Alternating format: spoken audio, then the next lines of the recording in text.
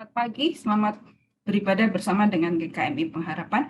Sungguh satu sukacita kita selalu bisa berkumpul, bersekutu, walaupun hanya melalui online, tapi kita tetap bersyukur untuk pimpinan Tuhan dalam kehidupan kita. Kita akan memulai ibadah kita pada pagi ini, yang akan disampaikan firman Tuhan oleh Saudara Nikolas Evan Setiawan STH dengan tema Lihatlah Anak Domba Allah. Kita pujikan lagu pertama kita, Bangkitkan Kami dari PPR 1, nomor 172.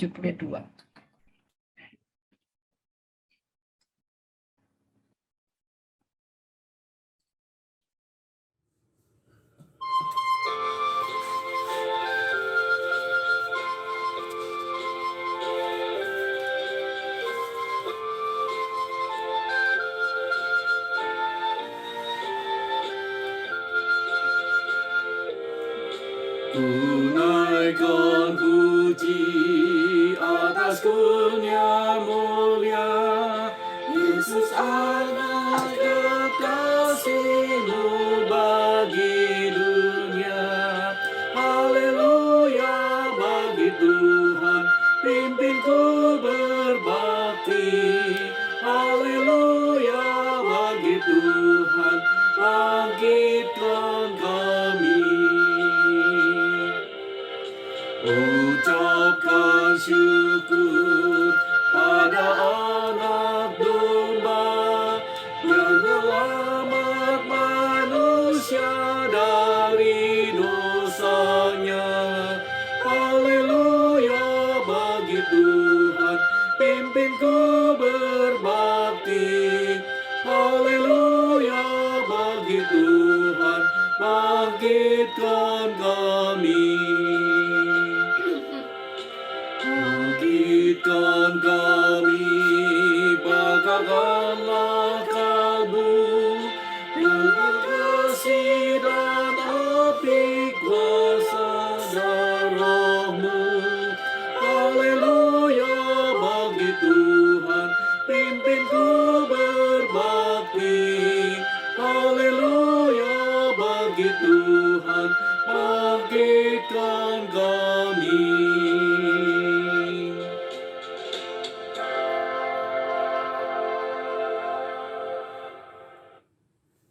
Khotbah dan salam akan disampaikan oleh Saudara Nikolas Evan Setiawan STH. Ibadah Minggu 13 Februari 2022 ini kita mulai dengan pengakuan bahwa pertolongan kita datangnya daripada Tuhan yang menciptakan langit, bumi, dan segala isinya, yang di dalam kasih dan kesetiaannya tidak pernah meninggalkan perbuatan buah tangannya. Kiranya anugerah dan sejahtera dari Allah Bapa, Putra, dan Roh Kudus turun atas kita. Amin. Mulia bagi Bapa.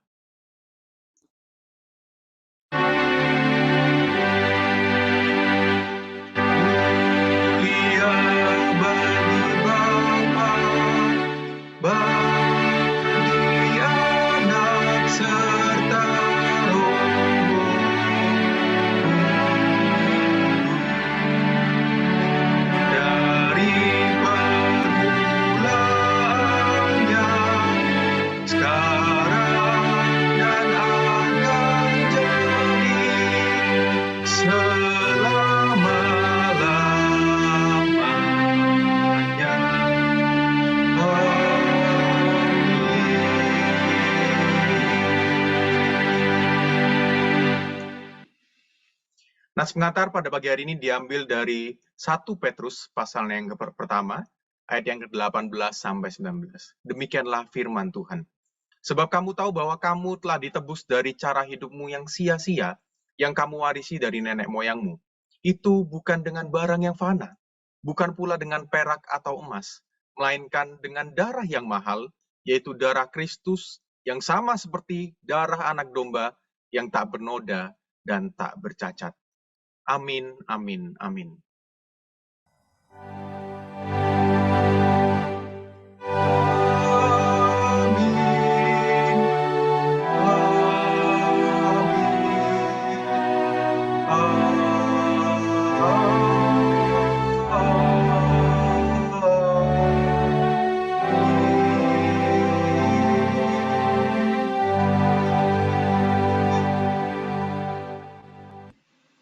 Waktu selanjutnya saya serahkan kembali kepada Ibu Lucia yang akan memimpin ibadah kita pada pagi hari ini. Silakan Ibu Lucy. Terima kasih Nicholas. Kita akan mendengarkan warta jemaat yang akan dipimpin oleh Saudara Matthew. Silakan Matthew. Selamat pagi, warta jemaat 13 Februari 2022. Selamat ulang tahun kepada jemaat yang berulang tahun dalam minggu ini, Bapak Suparno, pada tanggal 15 Februari 2022. Tuhan memberkati. Warta Komisi Anak diberitahukan kepada seluruh orang tua bahwa ibadah Komisi Anak hari ini diadakan pada pukul 10 WIB melalui Zoom. Tukar pelayanan sinode. Mohon dukungan doa jemaat untuk pelayanan pendeta IDSS hari ini di GKMI Ebenezer Pati dalam rangka tukar pelayanan sinode. Doakan juga untuk perjalanan beliau kembali ke Jakarta. Persembahan untuk hamba Tuhan Emeritus. Pada kebaktian pagi ini disediakan persembahan khusus untuk mendukung hamba-hamba Tuhan Emeritus dalam lingkungan GKMI. Persembahan dapat ditransfer ke rekening atas nama GKMI Pengharapan JKTI dengan disertai keterangan. Doa dan karya untuk pembangunan sinode. GKMI Pengharapan akan kembali berpartisipasi mendukung pembangunan kantor sinode dalam bentuk doa, memberikan makan siang bagi pekerja pembangunan, dan perkunjungan yang akan dilakukan pada tanggal 14-20 Maret 2022.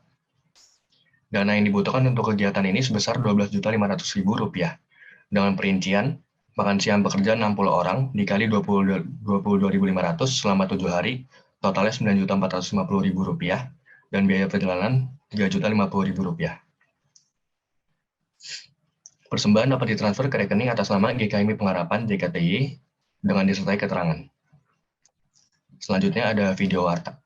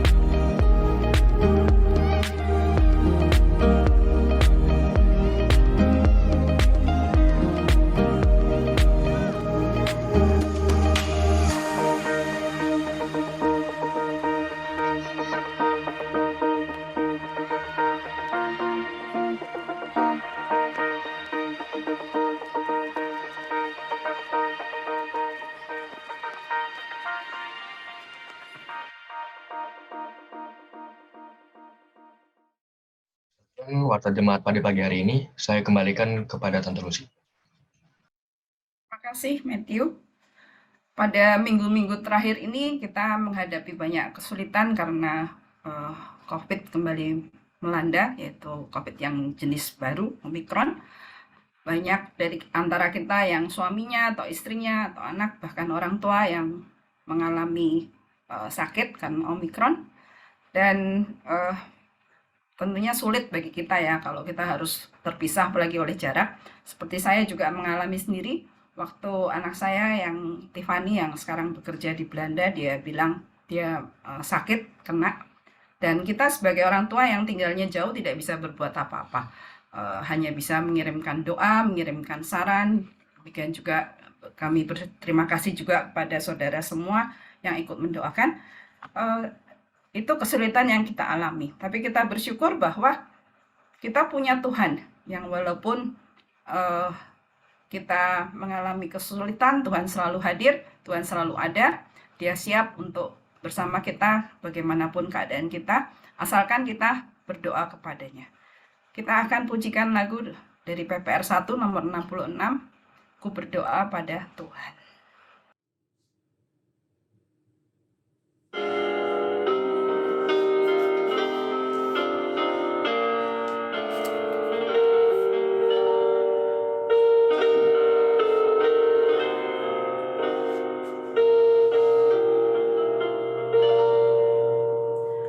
Ku berdoa pada Tuhan waktu kesulitan datang.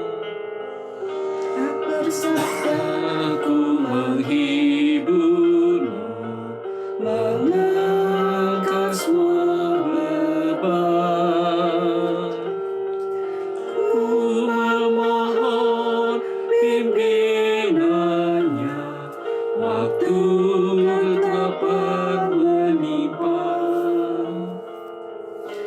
Ya bersabda, jangan kau takut, karena aku menjaga. Waktu ku minta harta, ya tunjukkan semua. Bintang, bulan, langit, surya, hingga ku terpesona.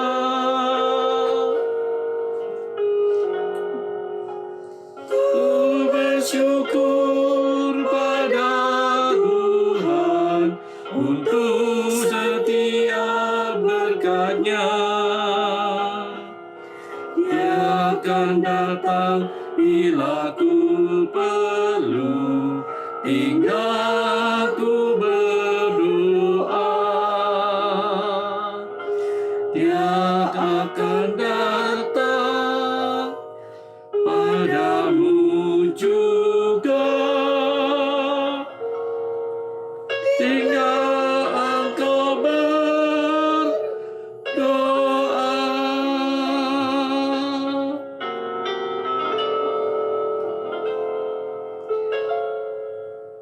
Ku berdoa pada Tuhan waktu kesulitan datang.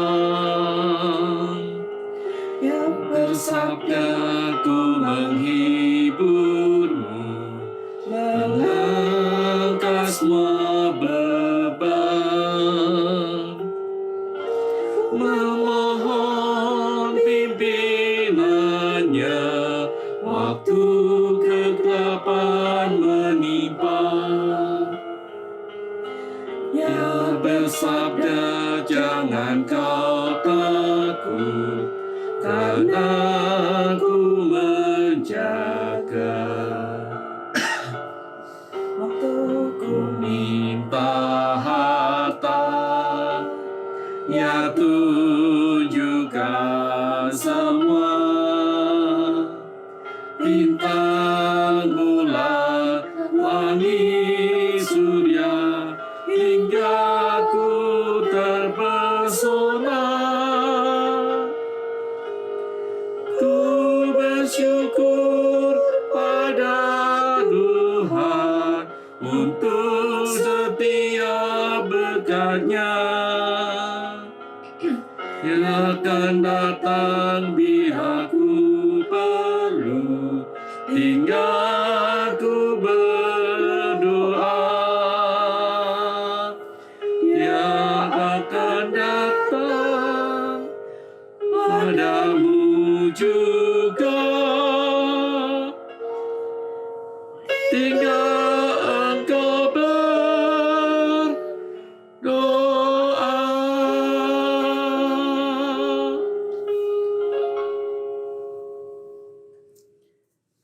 Pak Alep akan memimpin kita dalam doa syafaat.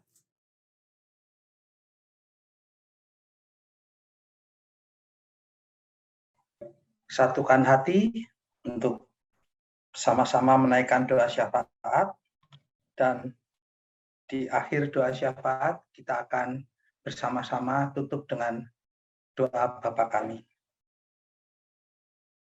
Bapa yang di surga, dengan segala kerendahan hati kami datang ke hadirat-Mu ya Bapa untuk mengucap syukur dan terima kasih atas kasih-Mu yang begitu besar terhadap kami, sehingga kami senantiasa Engkau pelihara, Engkau cukupi kebutuhan-kebutuhan kami ya Bapa. Bapa yang di surga, kami berdoa untuk ibadah pagi hari ini.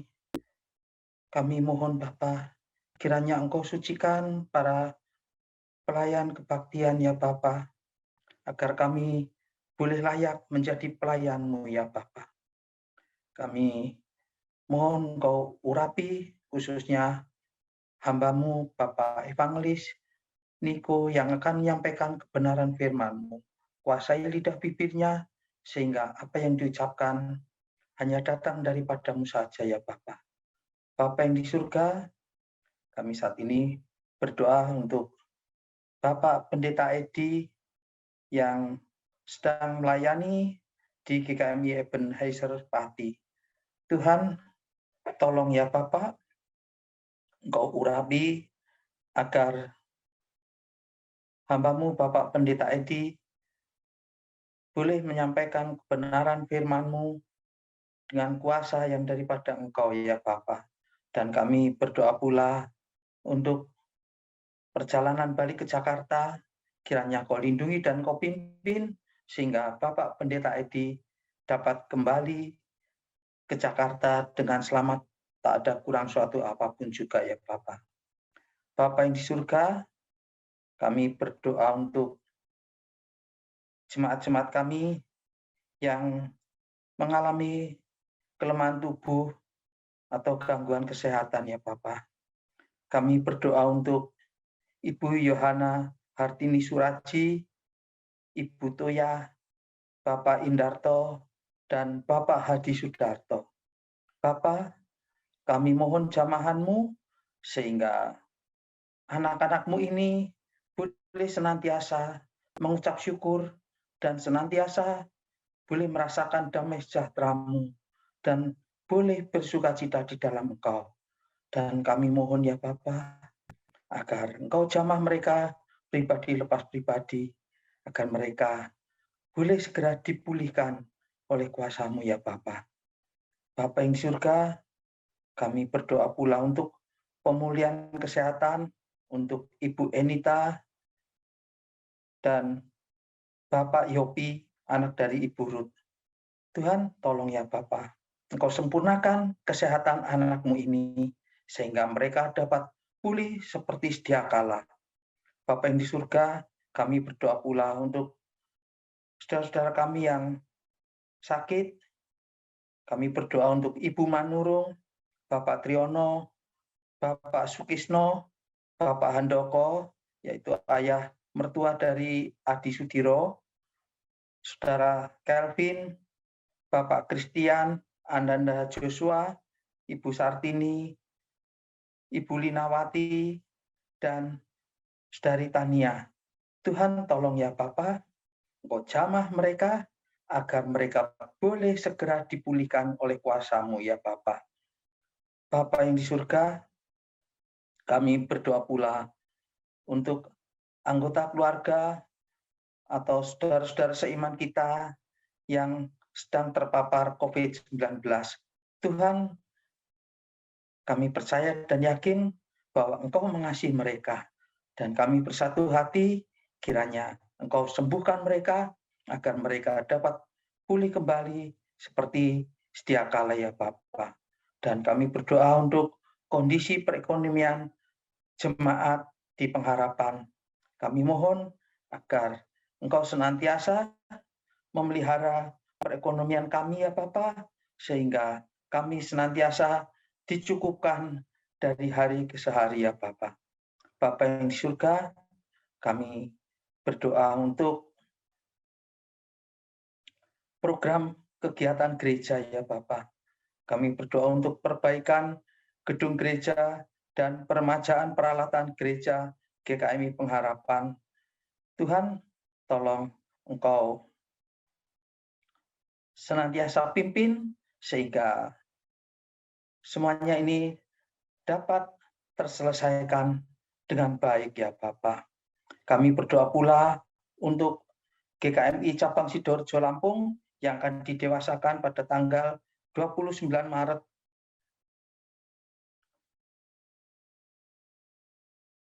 2022 ya Bapak. Dan persiapan pendewasaan GKMI Pengharapan Cabang Kalimalang serta pembangunan kantor sinode di GKMI.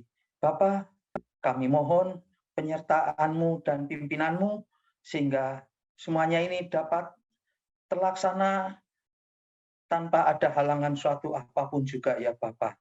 Dan biarlah melalui pendewasaan dan pembangunan gedung sinode ini, nama-Mu semakin dipermuliakan ya Bapak. Bapak yang di surga, kami berdoa untuk bangsa Indonesia, untuk para pemimpin bangsa, pejabat pemerintah, dan aparat keamanan, supaya dapat menjalankan fungsi dan tugasnya dengan baik. Kami berdoa pula untuk kondisi keamanan dan kerukunan hidup seluruh rakyat Indonesia, supaya rakyat Indonesia bersama-sama menjaga NKRI dan menghargai semua keberagaman yang ada di Indonesia, sehingga terjalin perdamaian di dalam masyarakat ya Bapak. Bapak, kami berdoa untuk bangsa Indonesia dan negara-negara lain yang terdampak COVID-19, baik dalam hal kesehatan maupun pertumbuhan ekonomi. Kiranya pandemi ini semakin menurun dan mereda di seluruh muka bumi ini ya Bapak. Terima kasih Bapak. Kami berdoa pula untuk pencegahan penyebaran virus corona Omikron dan pengobatan terhadap pasien yang terpapar virus dan ketersediaan sarana-sarana pengobatan, vaksinasi yang masih terus diupayakan oleh pemerintah untuk semua lapisan masyarakat dan pelaksanaan vaksin booster serta sikap masyarakat Indonesia selama masa pandemi agar dapat mentaati protokol kesehatan yang sudah ditetapkan ya Bapak, sehingga COVID dapat segera berlalu baik dari bumi Nusantara maupun seluruh permukaan bumi ini ya Bapak. Bapak yang di surga, kami berdoa untuk rencana program pemerintahan di dalam pemindahan ibu kota negara ke Kalimantan. Kami mohon kiranya Engkau pimpin segala sesuatunya sehingga perpindahan ini dapat berjalan dengan lancar tanpa ada gangguan suatu apapun juga, dan semua ini untuk kesejahteraan kami rakyat Indonesia ya Bapak. Bapak yang di surga, kami berdoa pula untuk beberapa wilayah yang terdampak bencana alam, erupsi gunung berapi, gempa bumi, badai angin besar, banjir, dan tanah longsor, serta penanganan terhadap para korban dan perbaikan infrastruktur. Kiranya Engkau ikut campur tangan ya Bapak, Kau pakai anak-anak-Mu untuk menolong dan mengasihi mereka, sehingga nama-Mu semakin dipermuliakan ya Bapak. Terima kasih ya Bapak atas kasih setia-Mu ini. Saudara-saudaraku yang terkasih, mari kita tutup doa kita ini dengan doa Bapa kami. Bapa kami yang di surga, dikuduskanlah nama-Mu, datanglah kerajaan-Mu, jadilah kehendak-Mu di bumi seperti di surga. Berikanlah kami pada hari ini makanan kami yang secukupnya, dan ampunilah kami akan kesalahan kami, seperti kami juga mengampuni orang yang bersalah kepada kami. Dan janganlah membawa kami ke dalam pencobaan, tetapi lepaskanlah kami daripada yang jahat, karena Engkaulah yang mempunyai kerajaan dan kuasa dan kemuliaan sampai selama-lamanya. Amin. Kami kembalikan kepada Ibu Lucy yang memimpin ibadah pada pagi hari ini. Terima kasih Pak Alep. Puji Tuhan ya, kita bersyukur karena Tuhan selalu menerima kita sebagaimana ada kita. Dia tidak menunggu, kamu bertobat dulu, kamu pakai perhiasan yang lengkap dulu baru menghadap Tuhan. Tidak, tapi Tuhan menerima kita sebagaimana ada kita. Kita akan pujikan lagu ini bersama. Dan selanjutnya Ibu Rini akan memimpin kita dalam doa persiapan firman dan pembacaan Alkitab untuk mempersiapkan diri kita mendengarkan firman Tuhan yang akan disampaikan oleh Evangelis Nicholas Evan Setiawan STH. Kita pujikan sebagaimana adaku.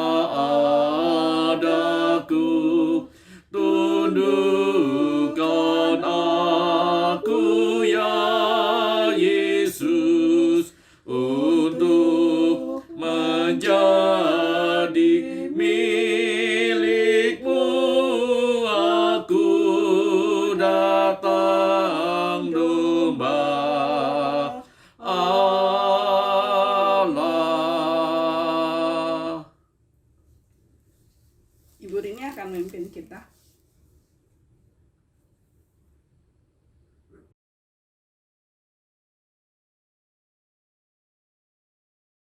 Mari Bapak Ibu Saudara sekalian, kita bersatu di dalam doa.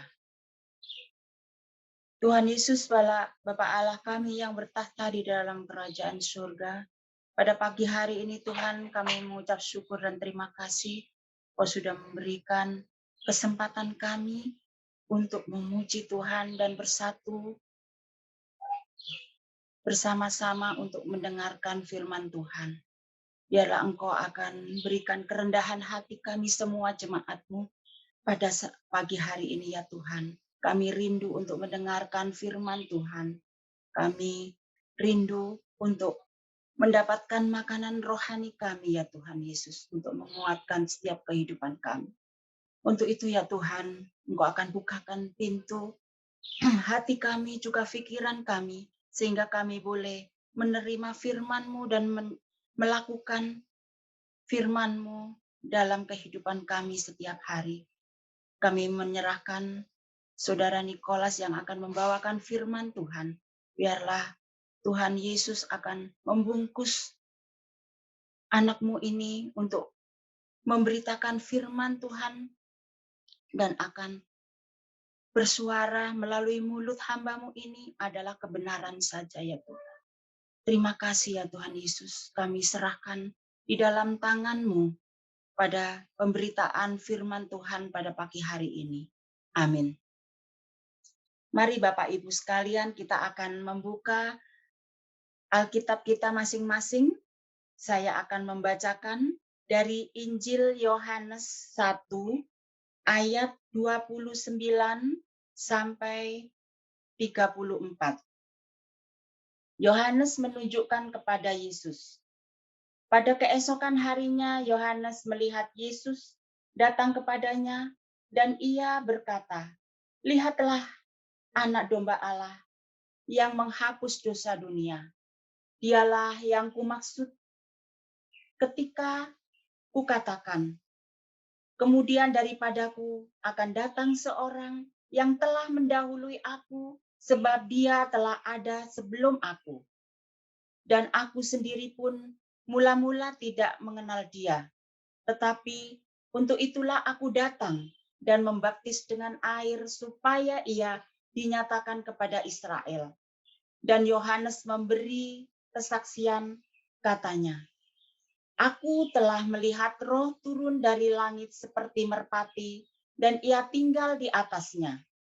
Dan aku pun tidak mengenalnya, tetapi dia yang mengutus aku untuk membaptis dengan air telah berfirman kepadaku, jikalau engkau melihat Roh itu turun ke atas seseorang dan tinggal di atasnya, ialah itu yang akan membaptis dengan Roh Kudus. Dan aku telah melihatnya dan memberi kesaksian. Ia inilah Anak Allah." Amin. Saya serahkan kepada Saudara Nikolas Evan Setiawan. Saya persilakan.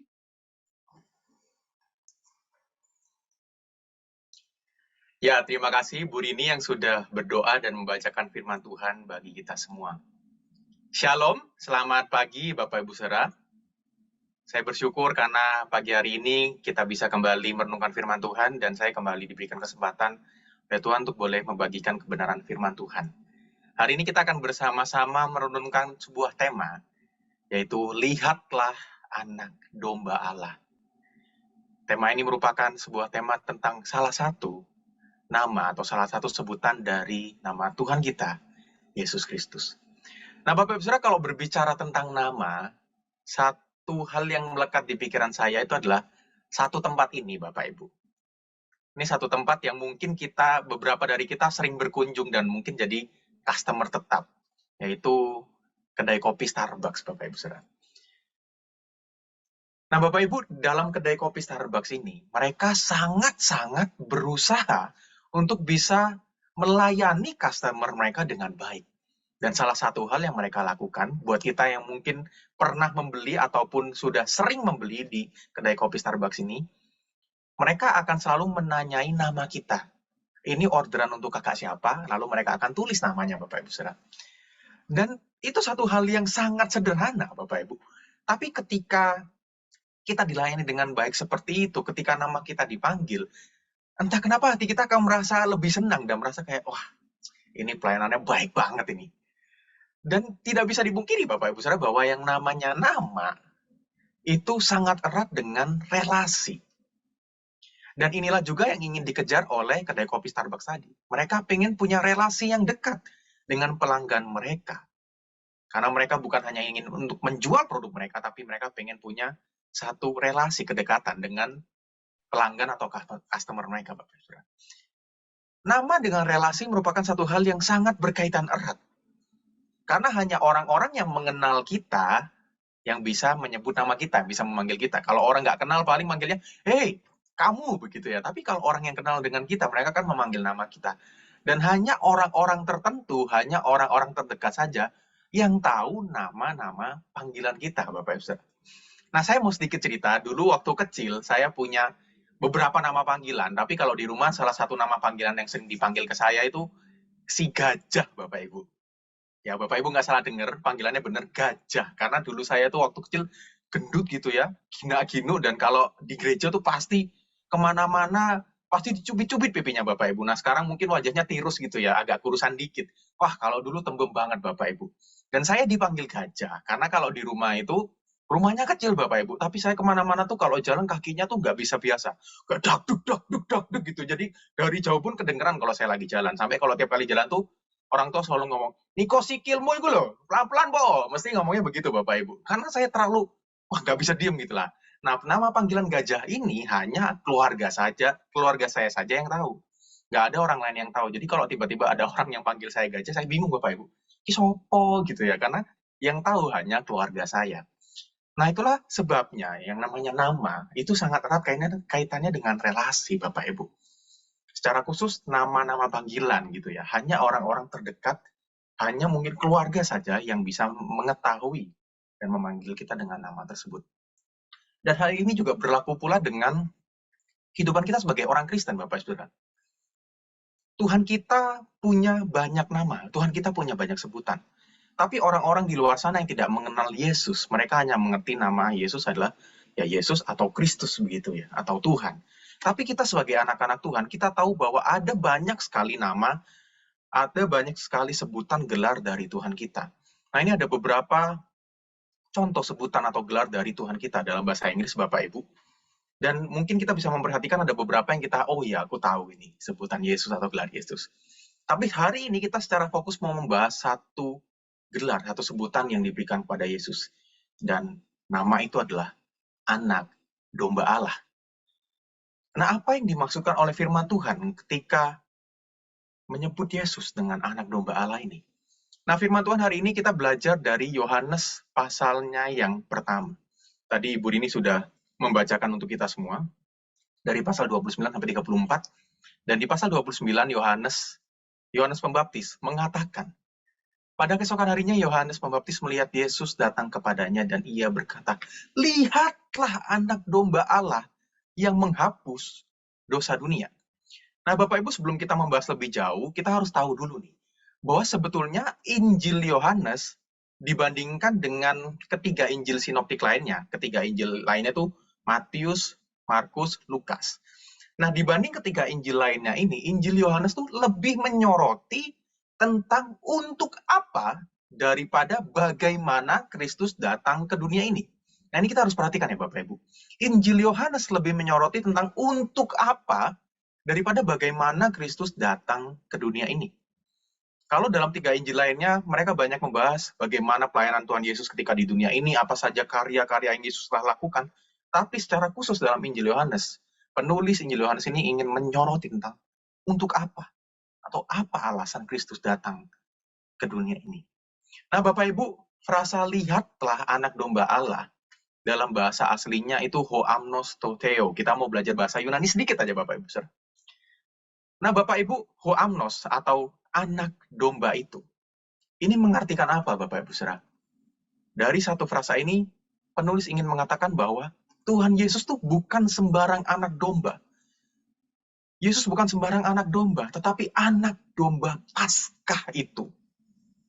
Ketika penulis Injil Yohanes ini menuliskan anak domba itu, penulis ini ingin menyatakan bahwa tanpa harus disebutkan pun, seharusnya pembacanya pada waktu itu sudah mengerti siapa anak domba apa yang dimaksudkan oleh si penulis ini. Dan yang dimaksudkan oleh si penulis adalah anak domba Paskah itu. Anak domba yang setiap Paskah selalu dikorbankan untuk menebus dosa.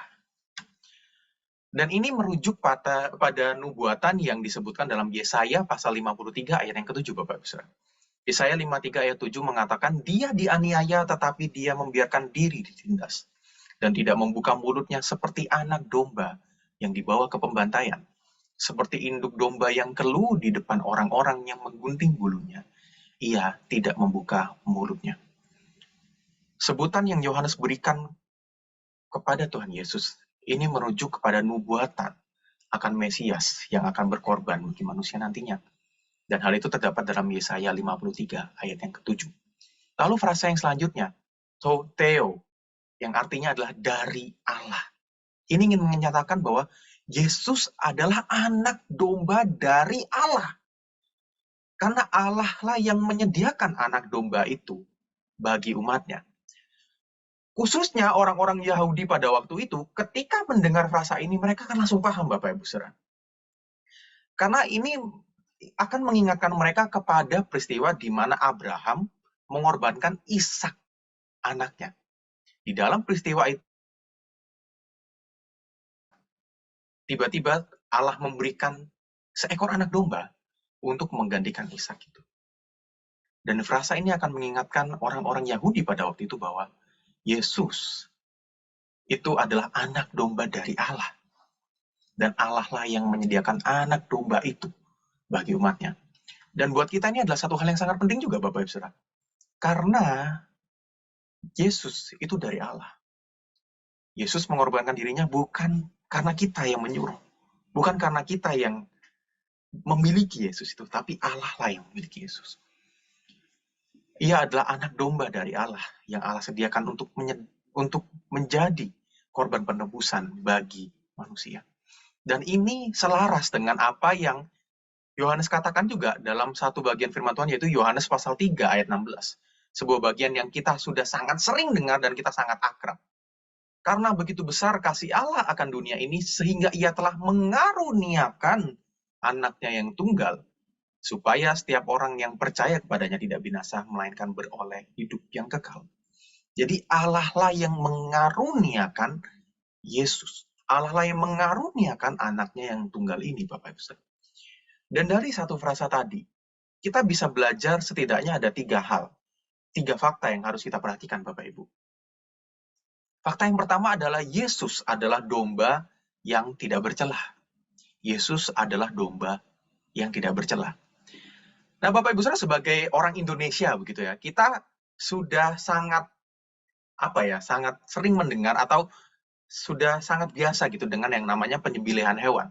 Karena penyembelihan hewan sebagai korban itu merupakan satu hal yang sering kita lihat atau setiap tahun seenggaknya kita sekali lihat, Bapak Ibu, yaitu pada hari raya Idul Adha. Kita juga belajar di zaman Perjanjian Lama. Di zaman Perjanjian Lama, umat Tuhan itu sudah lebih dulu melakukan penyembelihan hewan sebagai korban untuk penebusan dosa, Bapak Ibu Saudara. Nah, buat kita yang mungkin susah untuk membayangkan seperti apa kira-kira penyembahan korban bakaran di zaman Perjanjian Lama. Ini ada satu gambar yang kita bisa melihat, Bapak Ibu Saudara. Jadi pada waktu itu tradisi yang dilakukan ini seperti ini, Bapak Ibu Saudara. Menurut tradisi Yahudi di dalam Perjanjian Lama, darah yang dicurahkan oleh binatang itu bisa untuk menutupi dosa. Tapi untuk kita yang sering membaca firman Tuhan dan kita yang sudah memahami, kita akan mengerti bahwa firman Tuhan mengatakan bahwa semua pengorbanan yang dilakukan di Perjanjian Lama itu bersifat sementara. Semua pengorbanan yang dilakukan di zaman Perjanjian Lama itu bersifat sementara. Sampai kedatangan Kristus Yesus ke dunia ini. Karena Kristus datang sebagai juru selamat untuk menderita dan mati, bukan hanya untuk mengampuni dosa orang Israel, dosa orang Yahudi saja pada waktu itu, tetapi juga seluruh bangsa-bangsa di dunia. Dalam Ibrani pasal 10, ayat yang ke-1 sampai ayat yang ke-18, saya akan membacakan beberapa ayat bagi kita semua. Ayat pertama, firman Tuhan mengatakan bahwa di dalam hukum Taurat hanya terdapat bayangan saja dari keselamatan yang akan datang, dan bukan hakikat dari keselamatan itu sendiri. Lalu di ayat keempat, sebab tidak mungkin darah lembu jantan atau darah domba jantan menghapuskan dosa. Jadi firman Tuhan dalam Ibrani ini kembali menekankan bahwa apa yang dilakukan di dalam Perjanjian Lama itu, segala macam pengorbanan yang dilakukan dalam Perjanjian Lama itu hanya bersifat sementara dan bukan hakikat dari keselamatan itu sendiri. Itu hanya sekedar sebuah bayangan dari keselamatan yang akan datang.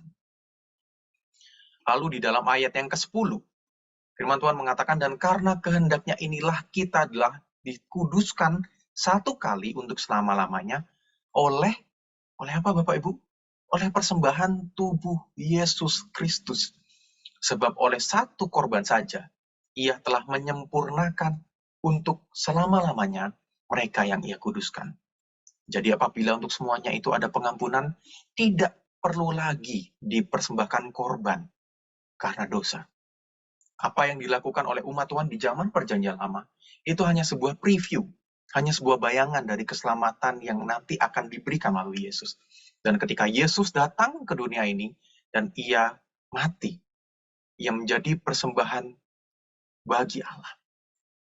Sang anak domba Allah itu telah menebus, telah menyempurnakan untuk selama-lamanya mereka yang ia kuduskan. Jadi, kesimpulannya, kita tidak perlu lagi mempersembahkan korban karena dosa-dosa yang kita sudah lakukan. Dan ini yang menjadi pembeda antara kita dengan umat muslim, Bapak Ibu Saudara. Kalau ada yang bertanya, kenapa sih orang Kristen sekarang udah nggak melakukan penyembelihan korban untuk korban bakaran? Ya, karena jawabannya ini, Bapak Ibu. Kita sudah memiliki korban yang sempurna, yang telah menyempurnakan penebusan itu, menyempurnakan persembahan itu. untuk selama-lamanya. Dan hal ini dapat terjadi kenapa, Bapak Ibu? Hal ini dapat terjadi karena ada sebuah fakta yang kedua, yaitu bahwa Yesus itu berasal dari Allah dan Ia adalah Allah. Bapak Ibu Saudara, kalau Yesus tidak berasal dari Allah dan kalau Yesus bukan Allah, firman Tuhan yang tercatat dalam Ibrani pasal 10 tadi tidak akan pernah terjadi. Karena tidak ada seorang pun manusia di dunia ini yang dapat mengorbankan dirinya untuk menebus dosa manusia. Bahkan imam dalam perjanjian lama pun, imam yang notabene adalah orang yang paling kudus pada saat itu, tidak bisa mengorbankan dirinya. Hanya anak domba, hanya anak lembu yang suci, yang tidak bernoda, yang bisa dikorbankan untuk menjadi korban penebusan dosa. Dan itu pun hanya bersifat sementara, Bapak Ibu. Setiap kali mereka melakukan dosa, mereka harus melakukan korban bakaran lagi. Tapi ada satu pribadi yang dapat mempersembahkan dirinya untuk menebus dosa pada waktu itu dan sampai selama-lamanya. Dan itu adalah Yesus Kristus. Kenapa? Karena Ia berasal dari Allah dan Ia sendiri adalah Allah. Dalam bagian firman Tuhan yang tadi sudah dibacakan oleh Ibu Rini, secara khusus dalam ayat 29 sampai ayat 30, lalu di ayat yang ke-34 kita akan melihat bersama-sama Bapak Ibu. Di ayat yang ke-30, Yohanes Pembaptis mengatakan, "Dialah yang kumaksud ketika kukatakan, kemudian daripadaku akan datang seorang yang telah mendahului aku sebab dia telah ada sebelum aku." Dan di ayat 34, "Dan aku telah melihatnya dan memberi kesaksian.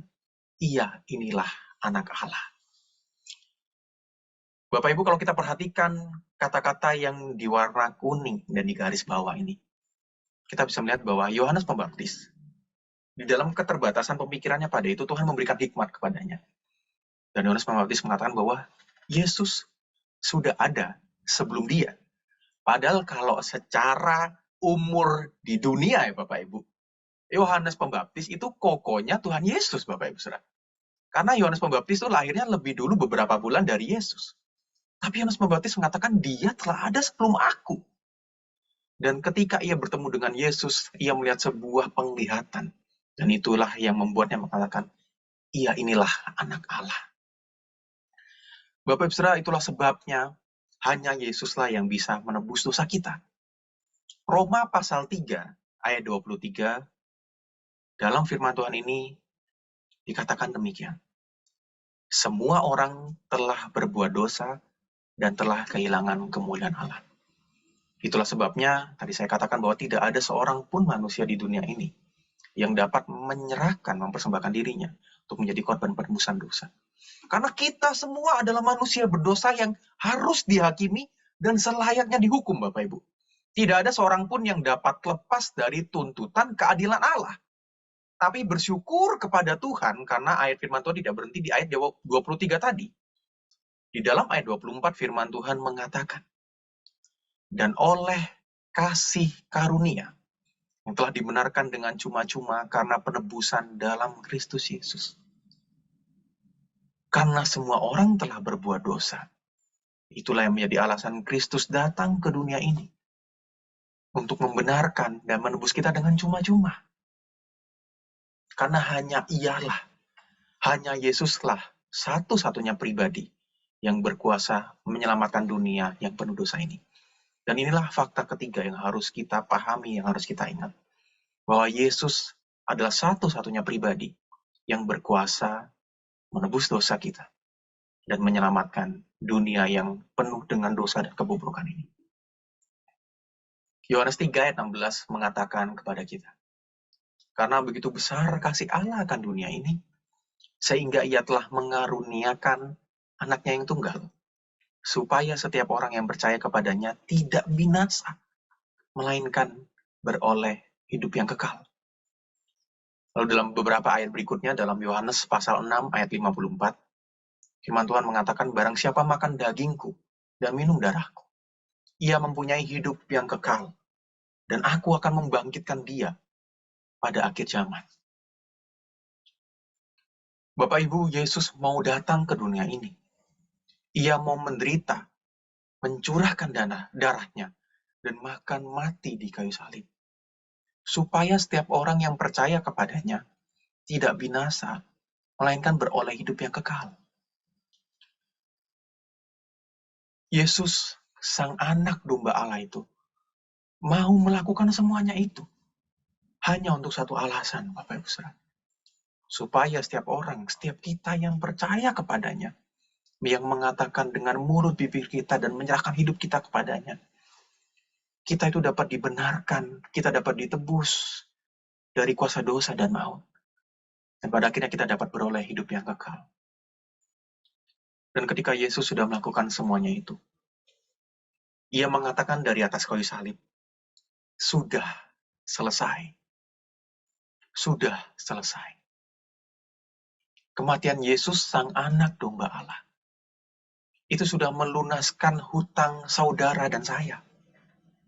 Ia sudah membayar dengan sempurna semua dosa-dosa kita kepada Tuhan. Dan bagi kita yang kemarin mengikuti pembinaan warga jemaat, kita sama-sama belajar tentang jaminan keselamatan. Bahwa ketika Yesus sudah melakukan penebusan dosa itu bagi kita semua, dan kita mengaku bahwa kita percaya kepadanya, keselamatan itu sudah diberikan kepada kita. Dan keselamatan itu tidak akan pernah hilang. Tidak ada satupun hal di dunia ini yang dapat melepaskan kita dari genggaman tangan Tuhan. Tapi sayangnya Bapak Ibu Saudara, ketika Tuhan Yesus mengatakan sudah selesai, ada juga anak-anak Tuhan yang mengatakan, oke Tuhan, sudah selesai. Oke Tuhan, hubungan kita cuma sampai sana aja. Cukup Tuhan. Terima kasih Tuhan sudah menyelamatkan aku. Terima kasih Tuhan sudah menebus dosa-dosaku. Terima kasih Tuhan sudah memberikan aku hidup yang kekal. Tapi udah cukup sampai sana aja Tuhan. Sekarang, setelah keselamatan itu Tuhan berikan, aku mau hidup dengan ya kesenanganku sendiri. Aku akan hidup dengan apa yang aku mau, dengan apa yang aku inginkan, aku akan hidup dengan caraku sendiri. Sayangnya ada orang-orang Kristen yang hidupnya malah seperti itu.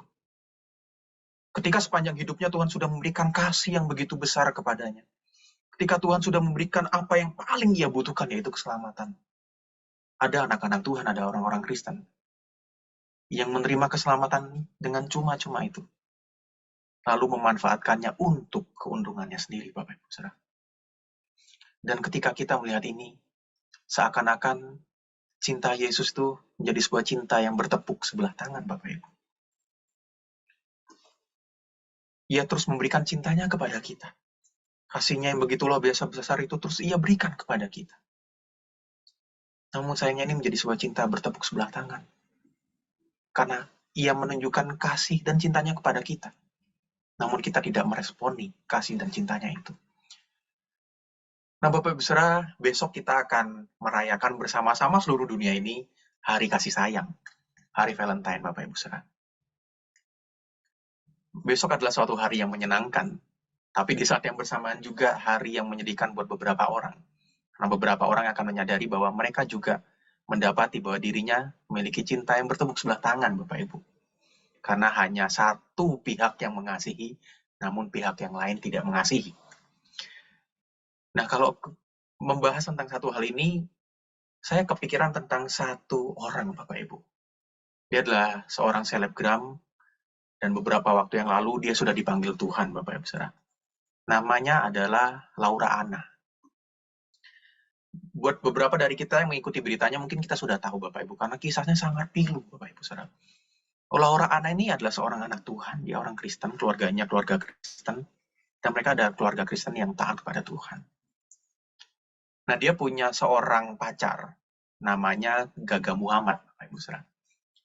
Dan ceritanya mereka sudah berelasi beberapa tahun, sudah menjalin relasinya beberapa tahun, tapi ada satu kejadian yang tidak mengenakan. Jadi setelah mereka pada waktu itu, kalau tidak salah saya baca, setelah mereka ada acara pesta, mereka minum, mereka mabuk, Gaga Muhammad yang menyetir mobil pada waktu itu nggak fokus dan akhirnya kecelakaan. Dan kecelakaan ini menyebabkan Laura Anna mengalami kelumpuhan yang fatal, Bapak Ibu Saudara. Dan dokter mengatakan bahwa kelumpuhan ini sudah nggak bisa disembuhkan lagi. Dan beritanya langsung viral, Bapak Ibu Saudara, karena banyak yang membahas begitu di media sosial, di berita-berita, bahkan dalam beberapa channel YouTube ini juga dibahas begitu, Bapak Ibu Saudara. Jadi diundang di mana-mana. Dan ketika dia diundang, dia menyatakan apa yang sebenarnya terjadi. Ternyata yang terjadi selama ini jauh lebih parah daripada apa yang publik ketahui. Ternyata selama ini Laura Anna sudah banyak dimanfaatkan oleh si Gaga Muhammad, oleh si pacarnya tadi. Secara keuangan, dia banyak dimanfaatkan, dan banyak hal lainnya yang dimanfaatkan, Bapak Ibu Saudara. Bahkan setelah kejadian kecelakaan ini, pacarnya tadi seakan-akan tidak mau bertanggung jawab, Bapak Ibu Saudara. Padahal Laura Anna mengalami kelumpuhan yang sangat fatal. Dia sudah tidak bisa berjalan lagi, dan setelah kecelakaan itu, wajahnya tuh sangat pucat dan sangat kurus, Bapak Ibu Saudara. Dan beberapa waktu yang lalu, setelah ia menghadiri beberapa acara, begitu Bapak Ibu Saudara, tiba-tiba keesokan harinya dengan secara mendadak dikabarkan bahwa Laura Anna meninggal dunia, Bapak Ibu Saudara. Ini adalah sebuah kisah asmara yang sangat memilukan. Sama seperti judul berita ini. Karena bisa dibilang, bukan hanya cintanya bertepuk sebelah tangan, tapi ia sudah dimanfaatkan, ia sudah dimanfaatkan dengan begitu rupa dan bahkan mengalami kerugian yang luar biasa parah, Bapak Ibu Saudara, kalau kita bisa bilang. Nah, Bapak Ibu, sayangnya, di dalam kehidupan kita sebagai orang Kristen, kehidupan kita sebagai anak-anak Tuhan, gak jarang ada anak-anak Tuhan yang menjalani kehidupannya seperti Gaga Muhammad tadi. Seperti pasangan Laura Anna yang memanfaatkan dirinya. Kita mendapatkan cinta dan kasih yang luar biasa dari Tuhan. Tuhan sudah memberikan semuanya, bahkan Tuhan sudah memberikan hidupnya kepada kita. Tapi ketika kita menerima semuanya itu, kita bilang, oh terima kasih Tuhan, thank you. Tapi udah cukup sampai di sini aja. Ya aku akan tetap hidup dengan caraku sendiri. Dan kita gak mau sedikit pun berkorban untuk Tuhan. Ketika Tuhan menunggu kita untuk merespon kasih-Nya, kita malah enak-enakan, kita malah senang-senang dengan berhala-berhala kita. Kita berusaha dengan setengah mati, menyerahkan seluruh hidup kita, mengorbankan seluruh waktu kita dalam satu hari untuk mengejar kesenangan kita. Entah itu kecintaan kita akan uang, kecintaan kita akan kenyamanan, kecintaan kita kepada pasangan kita, kepada keluarga kita, dan segala sesuatu yang menggantikan Tuhan. Sehingga pada akhirnya, cinta Tuhan itu menjadi bertepuk sebelah tangan, Bapak Ibu Saudara. Apa yang Tuhan sudah lakukan, seakan-akan tidak dihargai oleh kita. Nah, Bapak Ibu Saudara, kalau ternyata kita juga melakukan hal itu, marilah saat ini kita kembali berbalik kepada Tuhan. Marilah kita meresponi kasih Tuhan yang begitu luar biasa itu untuk kita. Janganlah kita menjadi orang-orang yang dengan seenaknya memanfaatkan kasih Tuhan. Karena Tuhan sudah mengasihi kita dengan begitu luar biasa. Akhirnya kita hidup seenaknya sendiri. Kita hidup semau kita. Karena firman Tuhan mengatakan, Roma 12 ayat yang pertama. Karena itu saudara-saudara, demi kemurahan Allah aku menasihatkan kamu, supaya kamu mempersembahkan tubuhmu sebagai persembahan yang hidup, yang kudus, dan yang berkenan kepada Allah. Karena itu adalah ibadahmu yang sejati. Bapak Ibu Saudara, satu hal yang penting buat kita adalah bahwa pengorbanan Kristus itu bukan Tuhan lakukan dengan begitu saja. Pengorbanan yang Ia lakukan itu bukan Ia lakukan hanya untuk suatu hal yang sia-sia. Tapi pengorbanan Kristus itu mengundang kita semua, mengundang kita anak-anaknya untuk turut berkorban bagi Dia. Ketika Kristus mengorbankan dirinya untuk menebus kita dari kuasa dosa dan maut, Ia juga merindukan kita meresponi kasih-Nya yang luar biasa besar itu dengan mau mengorbankan diri kita untuk Tuhan. Gak ada yang namanya kita jadi orang-orang Kristen, gak ada yang namanya kita jadi anak-anak Tuhan, tapi kita gak mau mengorbankan diri kita, tapi kita gak mau mempersembahkan diri kita untuk Tuhan.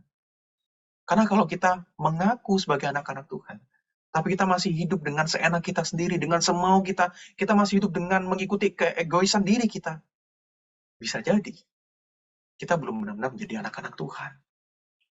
Mungkin selama ini kita hanya memanfaatkan Tuhan. Mungkin selama ini kita hanya menggunakan Tuhan untuk mendapatkan apa yang kita inginkan. Tuhan sekedar menjadi sebuah alat.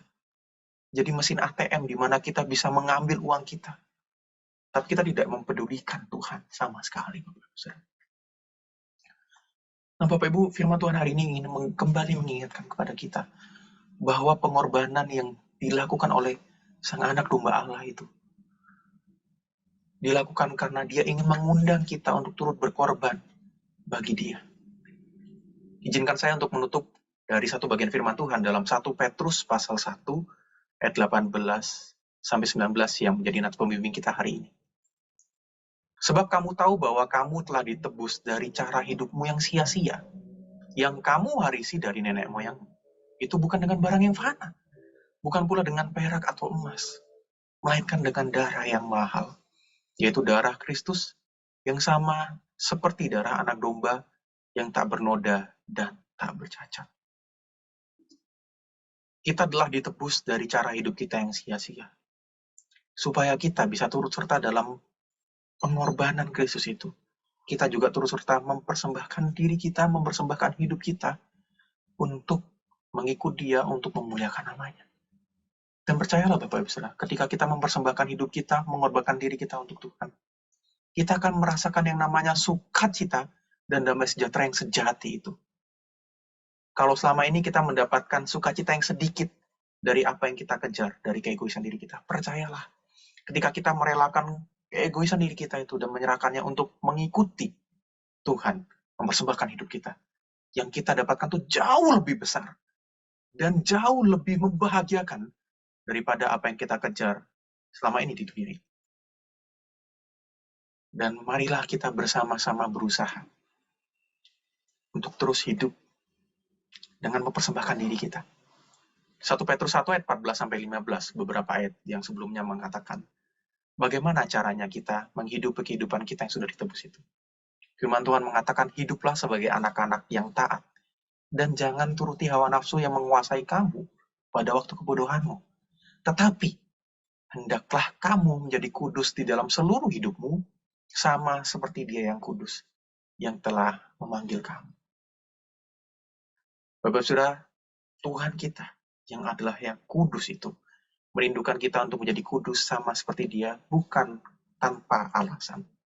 Tapi karena Ia tahu, ketika kita menjadi kudus sama seperti Dia, itu adalah satu hal yang paling membahagiakan, satu hal yang paling menjadi sukacita terbesar dalam hidup kita. Dan marilah kita meresponi firman Tuhan hari ini dengan berusaha hidup seperti itu. Sebagai ungkapan syukur kita kepada Tuhan, marilah kita menjalani hidup kita ini dengan terus bertobat dan memberi diri kepada Kristus. Karena penebusan Kristus bukan menjadi alasan bagi kita untuk bisa terus menikmati dosa.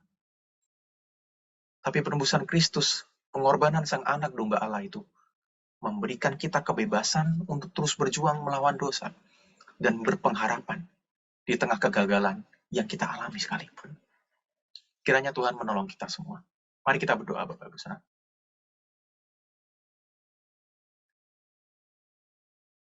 Bapa, firman-Mu sudah selesai diberitakan. Tolonglah kami untuk boleh memahami, terlebih melakukannya dalam kehidupan kami hari lepas hari. Terima kasih, Yesus. Hanya di dalam nama-Mu sajalah kami sudah berdoa dan menyerahkan diri kami. Amin. Saya serahkan kembali kepada Ibu Lucia yang memimpin ibadah kita pada pagi hari ini. Terima kasih Saudara Nikolas untuk firman Tuhan yang sudah disampaikan, yang mengingatkan kita bagaimana kasih Allah itu yang begitu besar pada kita semua, sehingga Dia memberikan anaknya yang tunggal, yaitu Yesus Kristus, untuk menebus dosa kita. Dan biarlah kita juga tidak membiarkan dengan sia-sia apa yang Tuhan Yesus sudah lakukan, tapi kita bisa meresponi dengan kesungguhan hati, dengan percaya bahwa Yesus adalah juru selamat kita, dan kita taat melakukan kehendak-Nya.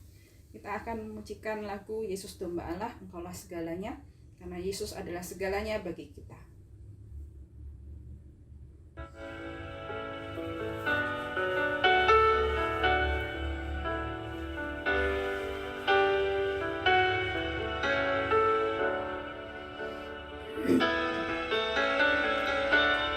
Engkaulah kekuatanku, Engkaulah kemuliaanku, Engkaulah segalanya.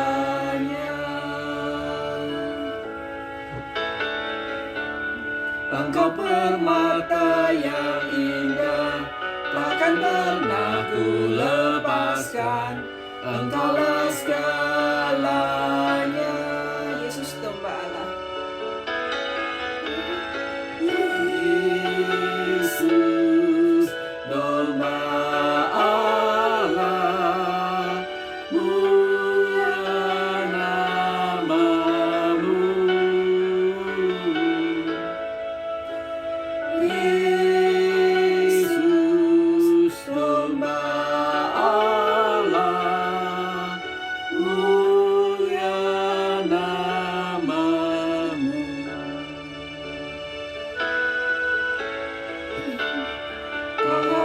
segala dosaku, segala celah dan maluku, Engkaulah segalanya.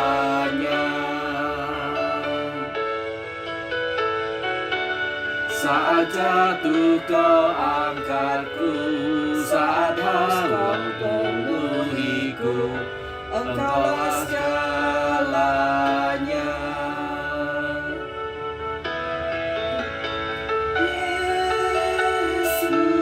Yesus domba Allah, mulia namamu. Yesus domba Allah, mulia namamu. Yesus domba Allah. Yesus domba Allah, mulia namamu.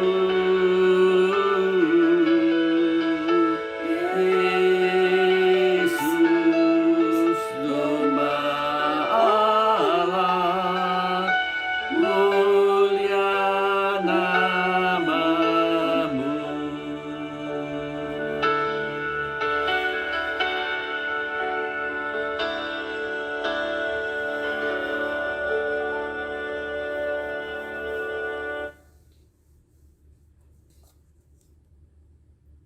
Komitmen kemuritan, pengakuan iman rasuli, dan doa berkat akan dipimpin oleh Guru Injil Dwi Tsunami. Silahkan Mbak Dwi. Bapak, Ibu, dan saudara-saudari yang dikasihi Tuhan, sebagai jemaat Kristen yang ingin mengikuti Kristus, marilah kita mengikrarkan komitmen kemuridan. Kami bersaksi bahwa tidak seorang pun dapat sungguh-sungguh mengenal Kristus, kecuali ia yang mengikutinya setiap hari dalam kehidupan. Dan sebagai bagian dari gereja yang am, marilah kita bersama-sama dengan gereja-gereja di sepanjang segala abad dan tempat, kita mengikrarkan pengakuan iman rasuli. Aku percaya kepada Allah, Bapa yang Maha Kuasa, Khalik langit dan bumi, dan kepada Yesus Kristus, Anak-Nya yang tunggal Tuhan kita, yang dikandung daripada Roh Kudus, lahir dari anak darah Maria, yang menderita sengsara di bawah pemerintahan Pontius Pilatus, disalibkan, mati dan dikuburkan, turun ke alam maut. Pada hari yang ketiga, bangkit pula dari antara orang mati, naik ke surga, duduk di sebelah kanan Allah, Bapa yang Maha Kuasa. Dan dari sana, ia akan datang kembali untuk menghakimi orang yang hidup dan yang mati. Aku percaya kepada Roh Kudus, gereja yang kudus dan am, persekutuan orang kudus, pengampunan dosa, kebangkitan orang mati, dan hidup yang kekal. Amin. Bapak, Ibu, dan saudara-saudari kekasih Tuhan, marilah kita pulang dalam damai sejahtera dan menerima berkat dari Tuhan. Tuhan memberkati kita dan melindungi kita. Tuhan menyinari kita dengan wajah-Nya dan memberi kita kasih karunia. Tuhan menghadapkan wajah-Nya kepada kita dan memberi kita damai sejahtera. Amin. Kepada Allah beri puji.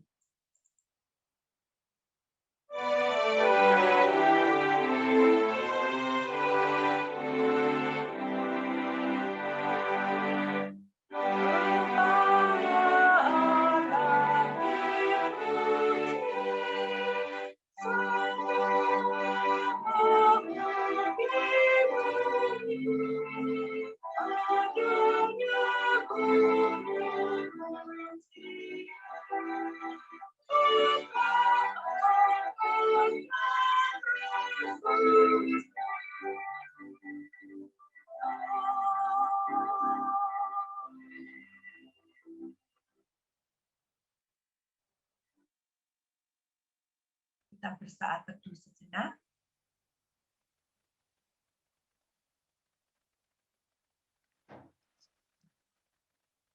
Ibadah hari ini selesai. Selamat hari Minggu. Tuhan memberkati Bapak, Ibu, dan saudara-saudara semua.